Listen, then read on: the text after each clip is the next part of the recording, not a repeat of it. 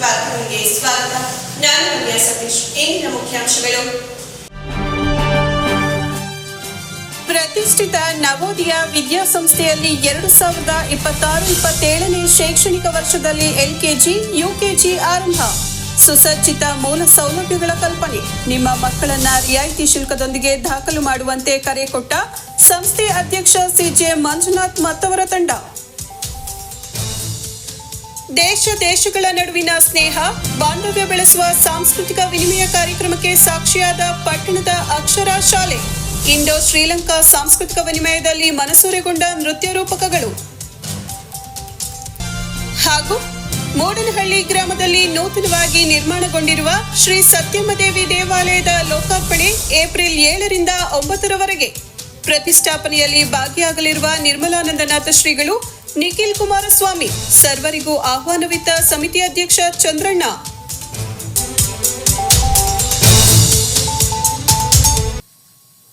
ಚನ್ನರಾಯಪಟ್ಟಣ ತಾಲೂಕಿನ ಸ್ವಾತಂತ್ರ್ಯ ಪೂರ್ವ ಸಂಸ್ಥೆಯಾಗಿರುವ ನವೋದಯ ವಿದ್ಯಾಸಂಸ್ಥೆಯಲ್ಲಿ ಬಡವರ, ಕೂಲಿ ಕಾರ್ಮಿಕರ, ರೈತರ ಮಕ್ಕಳಿಗೆ ಉತ್ತಮ ಗುಣಮಟ್ಟದ ಶಿಕ್ಷಣ ದೊರಕಿಸುವ ನಿಟ್ಟಿನಲ್ಲಿ 2026-27ನೇ ಸಾಲಿನಿಂದ ಎಲ್ಕೆಜಿ, ಯುಕೆಜಿ ತರಗತಿಗಳನ್ನು ಆರಂಭಿಸಲಾಗುತ್ತಿದೆ ಎಂದು ಸಂಸ್ಥೆಯ ಆಡಳಿತ ಮಂಡಳಿ ಅಧ್ಯಕ್ಷ ಸಿಜೆ ಮಂಜುನಾಥ್ ಹೇಳಿದರು. 2026-27ನೇ ಸಾಲಿನ ಶೈಕ್ಷಣಿಕ ವರ್ಷದ ದಾಖಲಾತಿ ಆರಂಭಕ್ಕೆ ಚಾಲನೆ ನೀಡಿ ಮಾತನಾಡಿದ ಅವರು, ತಾಲೂಕಿನ ಜನರಿಗೆ ಶಿಕ್ಷಣ ಒದಗಿಸುವ ನಿಟ್ಟಿನಲ್ಲಿ ಪಟ್ಟಣದ ಹೃದಯ ಭಾಗದಲ್ಲಿ ಆರಂಭಿಸಲಾಗಿರುವ ಸಂಸ್ಥೆಯು ಶತಮಾನೋತ್ಸವದ ಹಂಚಿನಲ್ಲಿದೆ. ಸಂಸ್ಥೆಯಿಂದ ಶಿಕ್ಷಣ ಕಲಿತ ಲಕ್ಷಾಂತರ ಮಂದಿ ದೇಶದ ವಿವಿಧ ಕ್ಷೇತ್ರಗಳಲ್ಲಿ ಅತ್ಯುನ್ನತ ಸೇವೆ ಸಲ್ಲಿಸಿದ್ದಾರೆ. ಅಂತಾರಾಷ್ಟ್ರೀಯ ಮಟ್ಟದಲ್ಲಿಯೂ ಗುರುತಿಸಿಕೊಂಡಿದ್ದಾರೆ. ಗ್ರಾಮೀಣ ಭಾಗದ ರೈತರ, ಬಡವರು, ಕೂಲಿ ಕಾರ್ಮಿಕರ ಮಕ್ಕಳು ಹೆಚ್ಚಿನ ಶುಲ್ಕ ಭರಿಸಿ ಖಾಸಗಿ ಶಾಲೆಗಳಿಂದ ಮತ್ತಷ್ಟು ಬಡವರಾಗಬಾರದೆಂಬ ಉದ್ದೇಶದಿಂದ ನಮ್ಮ ಸಂಸ್ಥೆಯು ಅತ್ಯಂತ ಕನಿಷ್ಠ ಶುಲ್ಕಕ್ಕೆ ಉತ್ತಮ ಶಿಕ್ಷಣದೊಂದಿಗೆ ಅಗತ್ಯ ಮೂಲಭೂತ ಸೌಲಭ್ಯ ಕಲ್ಪಿಸಲಾಗಿದೆ. ಸಂಸ್ಥೆಯಲ್ಲಿ ಉತ್ತಮ ನುರಿತ ಶಿಕ್ಷಕರು, ಉಪನ್ಯಾಸಕರ ತಂಡದೊಂದಿಗೆ ಸುಸಜ್ಜಿತ ಕೊಠಡಿ, ಪ್ರಯೋಗಾಲಯ, ವಿಶಾಲವಾದ ಆಟದ ಮೈದಾನ, ಪಿಯು ವಿದ್ಯಾರ್ಥಿಗಳಿಗೆ ನೀಟ್, ಸಿಇಟಿ ಕೋಚಿಂಗ್ ಮತ್ತು ಪೊಲೀಸ್, ಸೇನೆಗೆ ಸೇರಲು ವಿಶೇಷ ತರಬೇತಿ, ಉದ್ಯೋಗ ಮಾರ್ಗದರ್ಶಿ ಮೇಳ ಸೇರಿ ವಿದ್ಯಾರ್ಥಿಗಳ ಸಮಗ್ರ ಅಭಿವೃದ್ಧಿಗಾಗಿ ಹಲವು ಕಾರ್ಯಕ್ರಮಗಳನ್ನು ಹಮ್ಮಿಕೊಳ್ಳುವ ಮೂಲಕ 13 ಜನರ ಆಡಳಿತ ಮಂಡಳಿ ಸರ್ವಸಿದ್ಧವಾಗಿದೆ ಎಂದರು.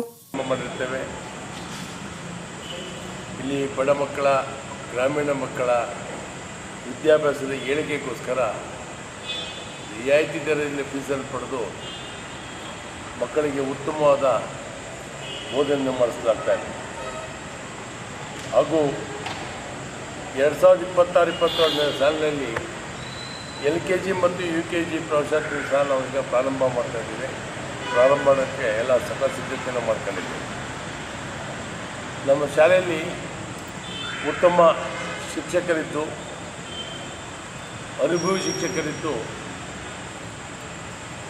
ಉತ್ತಮ ಪಾಠ ಪ್ರವಚನ ಮಾಡಿ ಮಕ್ಕಳ ಮತ್ತು ಪೋಷಕರ ಮತ್ತು ಶಿಕ್ಷಕರ 3 ಜನ ನೆರವಿನಿಂದ ಒಳ್ಳೆಯ ಶಾಲೆಗೆ ಉತ್ತಮ ಭವಿಷ್ಯ ರೂಪಿಸಲಿಕ್ಕೆ, ಉತ್ತಮ ಫಲಿತಾಂಶ ತರಲಿಕ್ಕೆ ಕ್ರಮ ವಹಿಸ್ತಿದ್ದಾರೆ. ಇತ್ತೀಚೆಗೆ ಸ್ವಲ್ಪ ಲೋಕಲ್ಸ್ಗಳಿಂದ ನಮ್ಮ ಶಾಲೆ ಪ್ರವೇಶ ಕಮ್ಮಿಯಾಗಿತ್ತು. ಈಗ ನಮ್ಮ ಶಿಕ್ಷಕರ ಗುಣಮಟ್ಟದ ಟೀಚಿಂಗ್ನಿಂದ ಹೋದ ವರ್ಷ ಶಾಲೆ ಉತ್ತಮವಾದ ಪ್ರವೇಶ ಪಡೆದಿದೆ.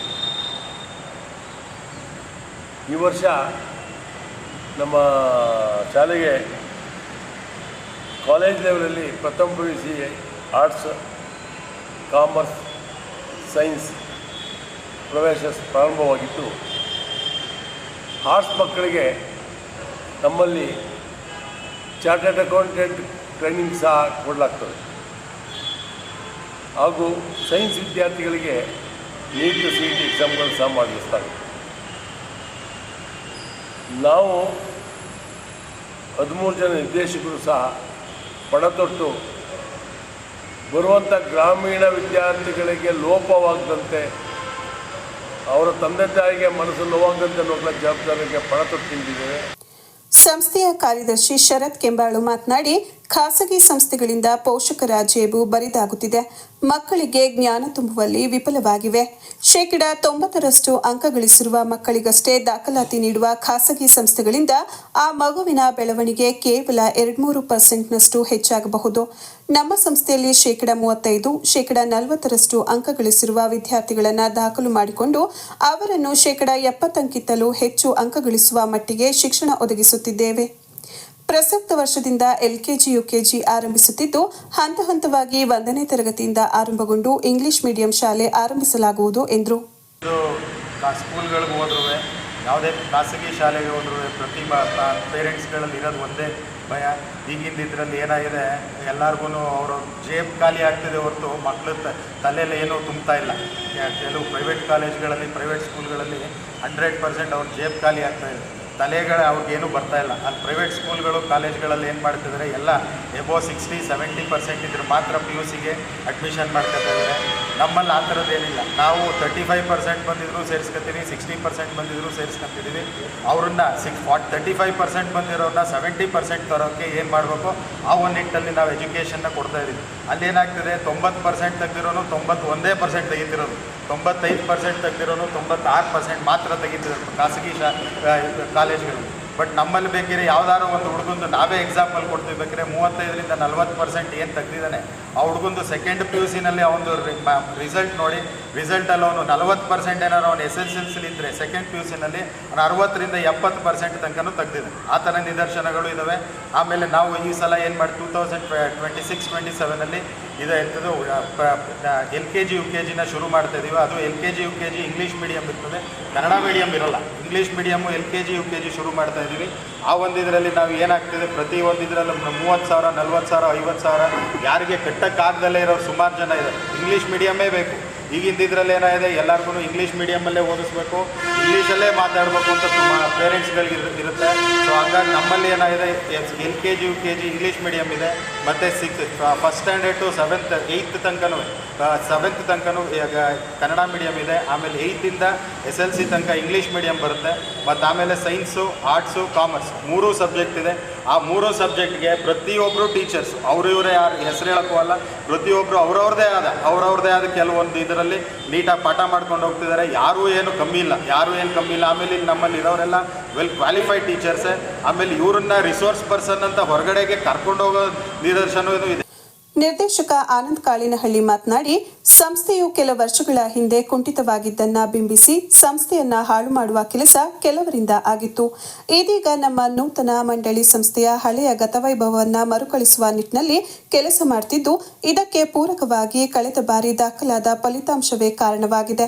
ಇದು ಮತ್ತಷ್ಟು ಎತ್ತರಕ್ಕೆ ಬೆಳೆಯಲು ತಾಲೂಕಿನ ಜನತೆಯ ಸಹಕಾರ ಅಗತ್ಯ. ನಾವು ದುಡಿಯಲು ಸಿದ್ಧರಿದ್ದು, ನಮಗೆ ಬೆನ್ನು ತಟ್ಟುವ ಕೆಲಸ ನಿಮ್ಮಿಂದಾಗಲಿ ಎಂದರು. ಅತ್ಯುತ್ತಮವಾದಂಥ ಅಧ್ಯಾಪಕರಿಂದ ಇದೆ, ಅದನ್ನು ನಮ್ಮ ಚನ್ನಪಟ್ಟಣ ಜನತೆಗೆ ತೋರ್ಪಡಿಸ್ಬೇಕು ಅಂತ ಹೇಳ್ಬಿಟ್ಟು ಇವತ್ತೆಲ್ಲ ನಾವೊಂದು ಮಾಧ್ಯಮ ಮುಖಾಂತರ ಮಾಡಬೇಕು ಅಂತ ಇದು ಮಾಡ್ದೆ.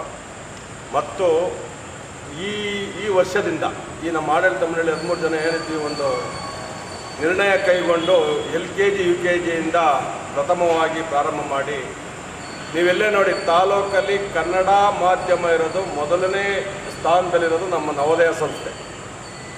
ತಾಲೂಕಿನಲ್ಲೇ ಅತಿ ಹೆಚ್ಚು ಮಾಧ್ಯಮ ಶಾಲೆಯಲ್ಲಿ ಕನ್ನಡ ಮಾಧ್ಯಮದಲ್ಲಿ ಓದ್ತಾ ಇರೋದು ನಮ್ಮ ನವೋದಯ ಸಂಸ್ಥೆ. ಮತ್ತು ಇಡೀ ತಾಲೂಕಲ್ಲೇ ಲ್ಯಾಬ್ ಇಲ್ಲ. ಆ ರೀತಿ ಒಂದು ಲ್ಯಾಬ್ನ ಒಂದು ಸುಸಜ್ಜಿತವಾದಂಥ ಲ್ಯಾಬ್ ಸೈನ್ಸ್ ಮಕ್ಕಳಿಗೆ. ನಮ್ಮ ಅಧ್ಯಕ್ಷರು ಹೇಳ್ದಂಗೆ ಈ ವಾಣಿಜ್ಯ ವಿಭಾಗದ ಮಕ್ಕಳೇನಿದ್ದಾರೆ ಅವರಿಗೆ ಮುಂದಿನ ಒಂದು ಏನು ಸೈನ್ಸ್ಗೆ ವಿಜ್ಞಾನ ವಿಭಾಗದ ಮಕ್ಕಳಿಗೂ, ಕಾಮರ್ಸ್ ವಿಭಾಗದ ಮಕ್ಕಳಿಗೂ, ಸೈನ್ಸ್ ವಿಜ್ಞಾನ ವಿಭಾಗದ ಮಕ್ಕಳುಗಳಿಗೆ CET, ನೀಟು, JEE ಮೈನ್ಸು ಈ ರೀತಿಯಾದ ಒಂದು ಕೋಚಿಂಗ್ನ ಕೊಡಲೇಬೇಕು ನಮ್ಮ ಮಕ್ಕಳಿಗೂ, ಗ್ರಾಮೀಣ ವಿಭಾಗದ ಮಕ್ಕಳು ಮತ್ತು ನಗರ ಪ್ರದೇಶದ ಬಡ ಮಕ್ಕಳುಗಳಿಗೆ. ಈ ವೇಳೆ ಆಡಳಿತ ಮಂಡಳಿಯ ಗೌರವಾಧ್ಯಕ್ಷ ಡಾಕ್ಟರ್ ಶೇಷಶೈನ, ಕಾಲೇಜು ಪ್ರಾಂಶುಪಾಲರಾದ ಸಂಜಯ್ ಕುಮಾರ್, ಪ್ರೌಢಶಾಲೆ ಮುಖ್ಯ ಶಿಕ್ಷಕರಾದ SC ಸುರೇಶ್ ಸೇರಿ ಸಂಸ್ಥೆಯ ಎಲ್ಲ ಬೋಧಕ ಸಿಬ್ಬಂದಿ ಹಾಜರಿದ್ದರು.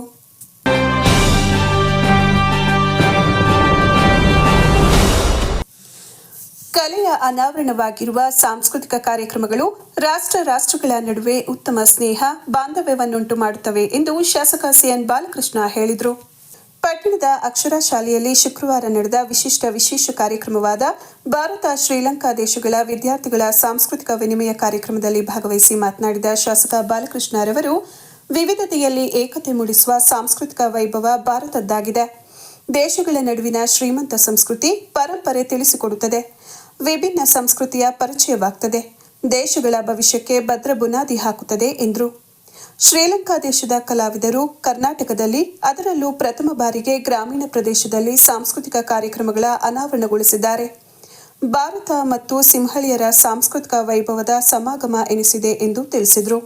ಸಾಂಸ್ಕೃತಿಕ ಸಂಗಮಕ್ಕೆ ಇವತ್ತು ಸಾಕ್ಷಿಯಾಗಿರ್ತಕ್ಕಂಥದ್ದು ತುಂಬ ವಿಶೇಷ ಅಂತ ನಾನು ಈ ಸಂದರ್ಭದಲ್ಲಿ ಭಾವಿಸ್ತಾ, ಇವತ್ತು ಈ ಒಂದು ವೇದಿಕೆ ಮೂಲಕ ಒಂದು ಡ್ರಾಮಾ ಮತ್ತು 3 ಟ್ರೆಡಿಷನಲ್ ಈವೆಂಟ್ಸನ್ನು ಪ್ರಸ್ತುತಪಡಿಸ್ತಕ್ಕಂಥದ್ದಕ್ಕೆ ಒಂದು ಆ ದೇಶದಿಂದ ಇಲ್ಲಿ ಬಂದಿರತಕ್ಕಂಥದ್ದು ನಮಗೆ ಹೆಮ್ಮೆಯ ಸಂಗತಿ. ಇದಕ್ಕೆ ವಿಶೇಷವಾಗಿ ಆ ಒಂದು ದೇಶದ ಕಲ್ಚರಲ್ ಹೆಡ್ಸ್ ಆದಂಥ ಶ್ರೀತಿ ಪ್ರಿಯಾಂಕಾ ನಾಯಕಿ ಮೇಡಮ್ ಅವ್ರಿಗೆ ನಮ್ಮೆಲ್ಲರ ಪರವಾಗಿ ಅಭಿನಂದನೆಗಳನ್ನು ಸಲ್ಲಿಸಲಿಕ್ಕೆ ಬಯಸ್ತಾ ಇದ್ದೇನೆ. ಅದೇ ರೀತಿ ಮಿಸ್ಟರ್ ರೂಪಲ್ ಜನಕ ಜಯಸಿಂಗೆ ಅವ್ರಿಗೂ ಕೂಡ ನಿಮ್ಮೆಲ್ಲರ ಪರವಾಗಿ ಹೃದಯಪೂರ್ವಕವಾದಂಥ ಸಿಂಹಳಿಯರ ಒಂದು ಸಾಂಸ್ಕೃತಿಕ ಸಮಾಗಮ ಅಕ್ಷರ ಸ್ಕೂಲ್ ಆಫ್ ಎಕ್ಸಲೆನ್ಸ್ನಲ್ಲಿ ಇವತ್ತು ನೆರವೇರಿರುವಂಥದ್ದು ಒಂದು ಸ್ವಾಗತಾರ್ಹವಾದಂಥ ವಿಚಾರ. ಬಹುಶಃ ಕರ್ನಾಟಕ ರಾಜ್ಯದಲ್ಲಿ ಪ್ರಪ್ರಥಮ ಬಾರಿಗೆ ಇಂಥ ಅವಕಾಶ ಸಿಕ್ಕಿರುವಂಥದ್ದು ಕೂಡ ಒಂದು ಸಂತೋಷದ ವಿಚಾರ. ಇವತ್ತಿಗೆ ಅಕ್ಷರ ಸ್ಕೂಲ್ ಆಫ್ ಎಕ್ಸಲೆನ್ಸ್ ಇವತ್ತು ಅದಕ್ಕೆ ಸಾಕ್ಷಿಯಾಗಿದೆ. ಇವತ್ತು ಅಧ್ಯಕ್ಷರು ಸರೋಜಾದೇವಿ ಮೇಡಮ್ ಅವರು, ಕಾರ್ಯದರ್ಶಿ ಶ್ರೀಯುತ ಅನಿಲ್ ಕುಮಾರ್. ದೇಶ ವಿಭಿನ್ನವಾದಂಥ ಸಂಸ್ಕೃತಿಯನ್ನು ಹೊಂದಿರುವಂಥ ಒಂದು ಪ್ರಪಂಚದಲ್ಲಿ ವಿಶೇಷತೆಯನ್ನು ಪಡೆದಿರ್ತಕ್ಕಂಥ ದೇಶ. ಇವತ್ತು ಸಿಂಹಳ್ಳಿಯರು ಕೂಡ ತನ್ನದೇ ಆದ ನಮಗೂ ಅವ್ರಿಗೊಂದು ಸಾಮರಸ್ಯದ ಒಂದು ಬೆಸಿಗೆ ಇದೆ ಅನ್ನೋದು ನನ್ನ ಅಭಿಪ್ರಾಯ. ಅದಕ್ಕನುಗುಣವಾಗಿ ಇವತ್ತು ನಮ್ಮ ಮದನ್ ಗೌಡರ ನಾಯಕತ್ವದಲ್ಲಿ ಕೆಂಚೇಗೌಡರ ಒಂದು ಸಹಕಾರ ಮತ್ತು ನಮ್ಮ ಅನಿಲ್ ಅವರ ಒಂದು ಪ್ರಾಮಾಣಿಕವಾದಂಥ ಕಾಳಜಿಯಿಂದ ಇಂಥ ಅವಕಾಶ ಇವತ್ತು ಚನ್ನರಾಯಪಟ್ಟಣಕ್ಕೆ ಬಂದಿದೆ. ಇವತ್ತು ಒಂದು ಡ್ರಾಮಾ ಇದೆ, ಅವರು 3 ಟ್ರೆಡಿಷನಲ್ ಈವೆಂಟ್ಸ್ ಇದೆ.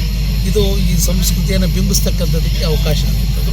ಸಿಂಹಳಿಯರ ಸಂಸ್ಕೃತಿ ಮತ್ತು ಭಾರತೀಯರ ಸಂಸ್ಕೃತಿಗೆ ಒಂದು ಮುಂದಿನ ದಿನಗಳಲ್ಲಿ ಒಂದು ಸ್ನೇಹ ಸಂಬಂಧ ಒಂದು ಕೊಂಡಿಯಾಗಿ ಅಕ್ಷರ ಸ್ಕೂಲ್ ಆಫ್ ಎಕ್ಸಲೆನ್ಸ್ ಇವತ್ತು ಸಾಕ್ಷಿಯಾಗಿದೆ. ಇದು ಮುಂದುವರಿಲಿ ಈ ಸ್ನೇಹ ಸಂಬಂಧ ಅಂತ ರಾಜ್ಯ ಕಾರ್ಯನಿರತ ಪತ್ರಕರ್ತರ ಸಂಘದ ಉಪಾಧ್ಯಕ್ಷ ಎಚ್.ಬಿ. ಮದನ್ ಗೌಡ ಮಾತನಾಡಿ, ಬೆಂಗಳೂರಿನ ನಗರದಲ್ಲಿ ಈ ಕಾರ್ಯಕ್ರಮ ಮಾಡುವ ನಿರೀಕ್ಷೆ ಹೊಂದಲಾಗಿತ್ತು. ಆದರೆ ಜಿಲ್ಲೆಯ ಪ್ರತಿಷ್ಠಿತ ವಿದ್ಯಾಸಂಸ್ಥೆಯಾಗಿ ಛಾಪು ಮೂಡಿಸುತ್ತಿರುವ ಪಟ್ಟಣದ ಅಕ್ಷರ ಶಾಲೆಯ ಆಡಳಿತ ಮಂಡಳಿಯವರ ಉತ್ತಮ ಸಹಕಾರದಿಂದ ಚನ್ನರಾಯಪಟ್ಟಣದಲ್ಲಿ ಭಾರತ ಶ್ರೀಲಂಕಾ ವಿದ್ಯಾರ್ಥಿಗಳ ಸಾಂಸ್ಕೃತಿಕ ಕಾರ್ಯಕ್ರಮ ಆಯೋಜಿಸಲಾಗಿದೆ. ಇದಕ್ಕೆ ಉತ್ತಮ ಪ್ರತಿಕ್ರಿಯೆ ವ್ಯಕ್ತವಾಗಿದೆ. ಮುಂದಿನ ದಿನಗಳಲ್ಲಿ ಸ್ಥಳೀಯ ಕಲಾವಿದರಿಗೆ ಶ್ರೀಲಂಕಾ ದೇಶದಲ್ಲಿ ಕಾರ್ಯಕ್ರಮ ನೀಡುವ ಅವಕಾಶ ಒದಗಿ ಬರಲಿದೆ ಎಂದು ತಿಳಿಸಿದರು.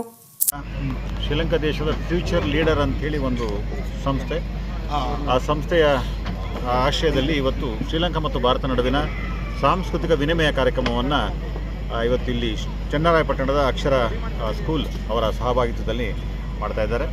ಇದು ಶ್ರೀಲಂಕಾ ಮತ್ತು ಭಾರತದ ನಡುವಿನ ಸಾಂಸ್ಕೃತಿಕ ಒಂದು ಸಂಸ್ಕೃತಿಯನ್ನು ವಿನಿಮಯ ಮಾಡಿಕೊಳ್ಳುವ, ಅಂದರೆ ವಿನಿಮಯ ಕಾರ್ಯಕ್ರಮ ಆಗಿರೋದ್ರಿಂದ ನಮ್ಮ ಮಕ್ಕಳು ಶ್ರೀಲಂಕಾಗೆ ಹೋಗಿ ಅಲ್ಲಿ ವೇದಿಕೆಯಲ್ಲಿ ಕಾರ್ಯಕ್ರಮವನ್ನು ಕೊಡುವಂಥದ್ದು ಮತ್ತು ಅಲ್ಲಿಯ ಮಕ್ಕಳು ನಮ್ಮಲ್ಲಿ ಬಂದು ಆ ದೇಶದ ಸಾಂಸ್ಕೃತಿಕ ಕಾರ್ಯಕ್ರಮಗಳನ್ನು ನೀಡುವಂತಹ ಒಂದು ಅಕ್ಷರ ಶಾಲೆಯ ಅಧ್ಯಕ್ಷೆ ಪಿ ಸರೋಜಾದೇವಿ, ಶ್ರೀಲಂಕಾ ದೇಶದ ಸಾಂಸ್ಕೃತಿಕ ಸಲಹೆಗಾರ ಉಪುಲ್ ಜನಕ ಜಯಸಿಂಘೆ ಮಾತನಾಡಿದರು. ಶ್ರೀಲಂಕಾದ ಫ್ಯೂಚರ್ ಲೀಡರ್ ಸಂಸ್ಥೆಯ ಅಧ್ಯಕ್ಷೆ ಪ್ರಿಯಾಂಕಾ ಬನರಾನಾಯಕ್, ಜಿಲ್ಲಾ ಕಾರ್ಯನಿರತ ಪತ್ರಕರ್ತರ ಸಂಘದ ಅಧ್ಯಕ್ಷರಾದ ಜೆಆರ್ ಕೆಂಚೇಗೌಡ, ಅಕ್ಷರ ಶಾಲೆಯ ಕಾರ್ಯದರ್ಶಿ ಎಂಆರ್ ಅನಿಲ್ ಕುಮಾರ್, ಖಜಾಂಚಿ ಸಿಸಿ ಚೇತನ್, ನಿರ್ದೇಶಕ ತಿರುಮಲ ಪ್ರಸಾದ್, ಪ್ರಾಂಶುಪಾಲ ಸುನಿಲ್ ಪ್ಯಾಟ್ರಿಕ್ ಇದ್ರು. ನಂತರ 2 ಗಂಟೆ ಕಾಲ ಶ್ರೀಲಂಕಾ ತಂಡದ ಕಲಾವಿದರು ಹಾಗೂ ಅಕ್ಷರ ಶಾಲೆಯ ವಿದ್ಯಾರ್ಥಿಗಳು ಸಾಂಸ್ಕೃತಿಕ ಕಾರ್ಯಕ್ರಮ ನಡೆಸಿಕೊಟ್ಟರು. ನಮ್ಮ ಜಿಲ್ಲಾ ಪತ್ರಕರ್ತರ ಸಂಘದ ಅಧ್ಯಕ್ಷರು ಹಿರಿಯರು ಆದಂಥ ಜಿ.ಆರ್. ಕೆಂಚೇಗೌಡರಿಗೆ ನಮ್ಮ ಶಾಲೆಯ ಪರವಾಗಿ ಪೂರ್ವಕವಾದಂಥ ಸ್ವಾಗತವನ್ನು ಕೋರ್ತಾ ಇದ್ದೀವಿ.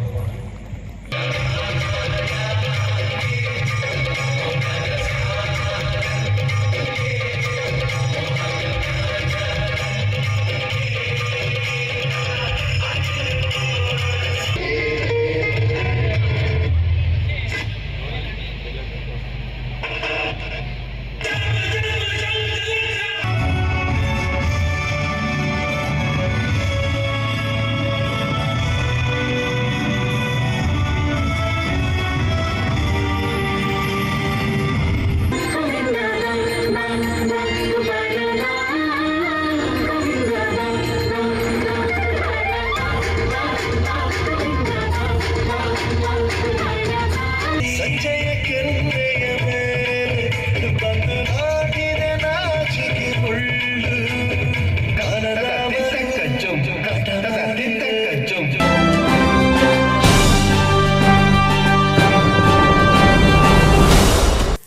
ತಾಲೂಕಿನ ಬಾಗೂರು ಹೋಬಳಿ ಮೂಡನಹಳ್ಳಿ ಗ್ರಾಮದಲ್ಲಿ ನೂತನವಾಗಿ ನಿರ್ಮಾಣವಾಗಿರುವ ಶ್ರೀ ಸತ್ಯಮದೇವಿಯವರ ದೇವಾಲಯದ ಉದ್ಘಾಟನೆ ಮತ್ತು ಶಿಲಾ ಪ್ರತಿಷ್ಠಾಪನೆ ಹಾಗೂ ಶಿಖರ ಕಳಶ ಸ್ಥಾಪನಾ ಕುಂಭಾಭಿಷೇಕ ಮಹೋತ್ಸವ ಏಪ್ರಿಲ್ 7ರಿಂದ 9ರವರೆಗೆ ವಿವಿಧ ಧಾರ್ಮಿಕ ವಿಧಿವಿಧಾನಗಳೊಂದಿಗೆ ನಡೆಯಲಿದೆ ಎಂದು ಶ್ರೀ ಸತ್ಯಮ್ಮ ದೇವಾಲಯ ಸೇವಾ ಸಮಿತಿ ಅಧ್ಯಕ್ಷ ಚಂದ್ರಣ್ಣ ಉರುಫ್ ಎಂಬಿ ತಿಮ್ಮೇಗೌಡ ತಿಳಿಸಿದರು.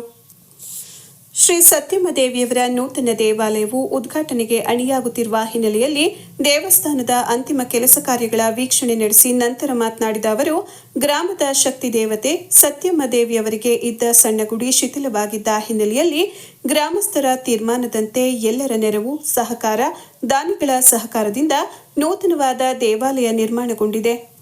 ದೇವಿಯ ಪ್ರತಿಷ್ಠಾಪನೆ ಸಲುವಾಗಿ 3 ದಿನಗಳು ವಿವಿಧ ಧಾರ್ಮಿಕ ಕಾರ್ಯಕ್ರಮಗಳು ಜರುಗಲಿವೆ.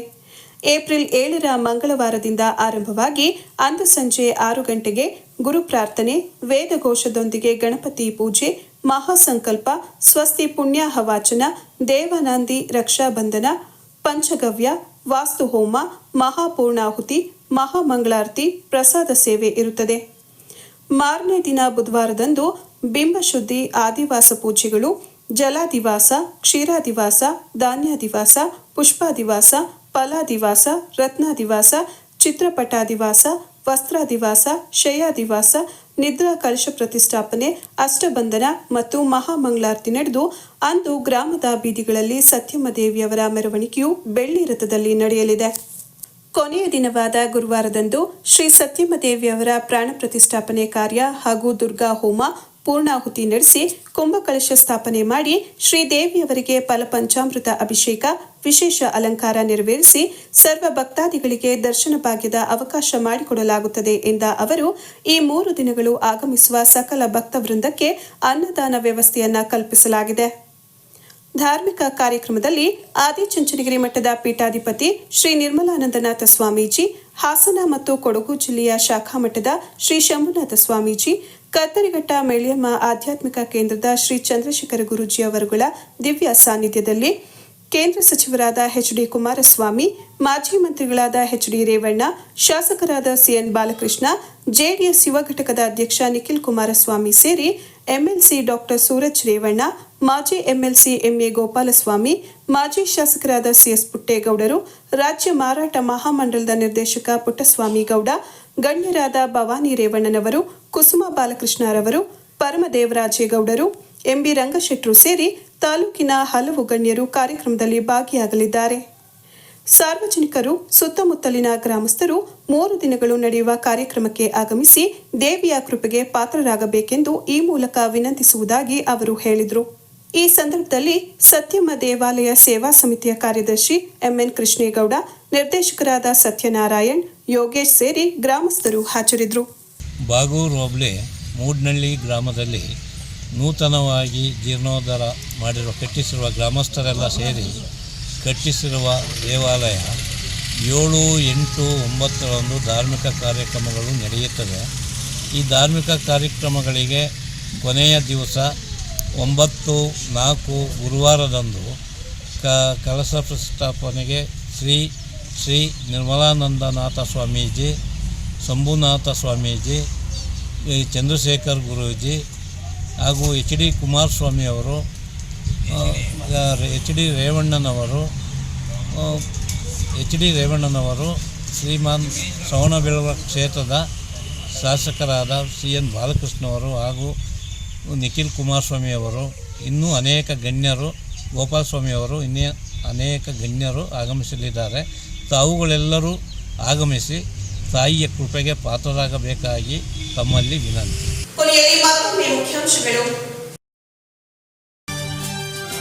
ಪ್ರತಿಷ್ಠಿತ ನವೋದಯ ವಿದ್ಯಾಸಂಸ್ಥೆಯಲ್ಲಿ 2026-27ನೇ ಶೈಕ್ಷಣಿಕ ವರ್ಷದಲ್ಲಿ ಎಲ್ಕೆಜಿ, ಯುಕೆಜಿ ಆರಂಭ.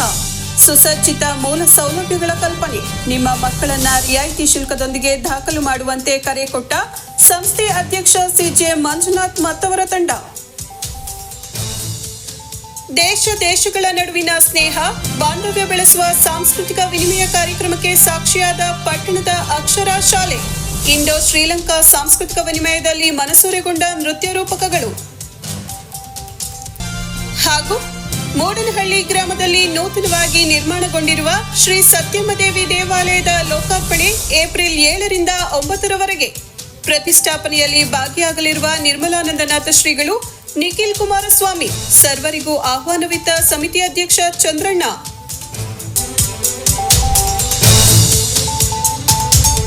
ಇದರೊಂದಿಗೆ ವಾರ್ತಾ ಮುಕ್ತಾಯವಾಯಿತು. ಮತ್ತೆ ನಮ್ಮ ಭೇಟಿ ಮುಂದಿನ ಚೀಫ್ ವಾರ್ತೆಯಲ್ಲಿ. ನಮಸ್ಕಾರ.